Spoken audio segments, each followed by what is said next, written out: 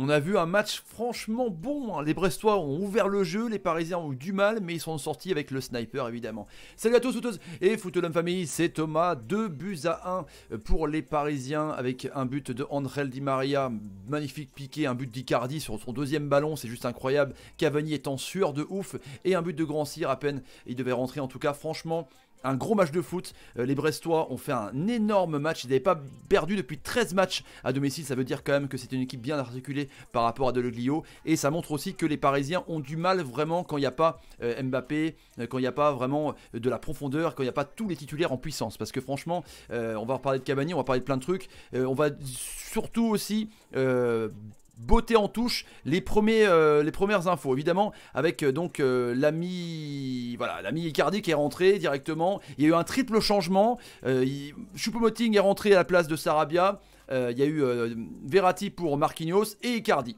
Je me suis dit partout, pareil sur le chat, on s'est dit évidemment, tu vas voir, ils vont être énormes et Icardi va marquer. Il a marqué directement sur son premier ballon, deuxième ballon, allez, globalement. C'est juste incroyable. Le mec, il est à 5 buts, il a 9 buts sur 10 matchs qu'il joue à Paris.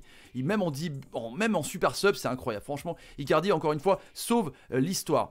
Du coup, Cavani, on a vu un petit peu, il buvait du lait, je sais pas, c'était bizarre. On a vu Cavani faire un petit peu la gueule. Normalement, la dernière fois qu'Icardi avait marqué, en Champions League, il était content. Là, on voit quand même qu'il n'a pas été bon. Il a été un petit peu toujours un temps après son pote Icardi. Et on voit que quand même Cavani-Icardi, la balance est faite que c'est l'Argentin plutôt que l'Uruguayen pour Tourelle. Mais on va dire que c'est quand même légitime par rapport au rendement. Le fait de match quand même à la fin...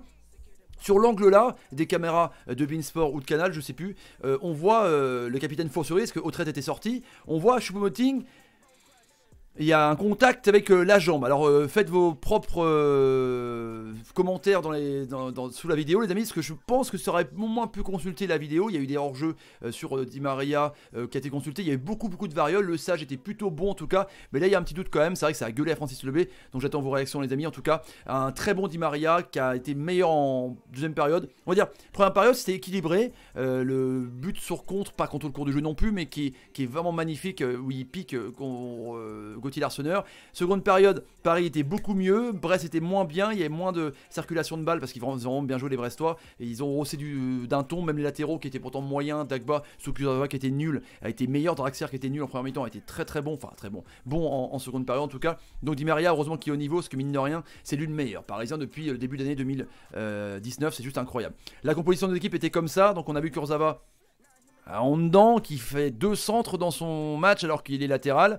On a vu un Dagba qui était bon, franchement un Silva exceptionnel, on va parler des Bressois, vous inquiétez pas. Donc il y a eu triple changement à 10 minutes de la fin, donc on va dire coaching gagnant pour l'ami Tourelle, mine de rien. Sauf que peut-être Choupo-Moting aura pu provoquer un penalty, à voir en tout cas les amis là-dessus. Pour les Brestois, Samuel Grand Cyr, qui a du mal à faire éclater tout son talent par rapport à ses prêts, Monaco, 3, et là Brest, il est rentré, il a marqué un très beau but avec une superbe déviation. Johan Cour, franchement c'est un joueur, c'est le meilleur Brestois en ce moment, il marque des buts de partout, c'est assez incroyable, en tout cas Grand Cyr, exceptionnel, et Johan Cour, tellement sous-coté. En même temps, t'es à Brest, mec. C'est logique que personne ne parle de toi, mais le mec, il a du talent, il a la grinta, il défend, il fait la passe à déviation pour Grand Cyr, est assez exceptionnel. Franchement, Brest mérite carrément d'être dans la première partie de classement pour l'instant, évidemment, avant les matchs de ce soir, les amis. Je vous laisse évidemment là-dessus. En tout cas, Paris a été efficace grâce à son sniper Icardi, mais aurait pu avoir le match nul, parce qu'ils ont craqué à la fin. Il y a ce penalty ou pas. Les Brestois ont fait un match plein de ouf.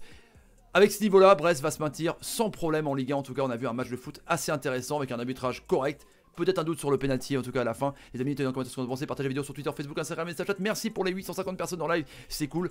Et je vous dis à tout de suite pour le débrief. Au multiplex. Les amis, je vous kiffe. Le petit pouce. Salut. Et salut.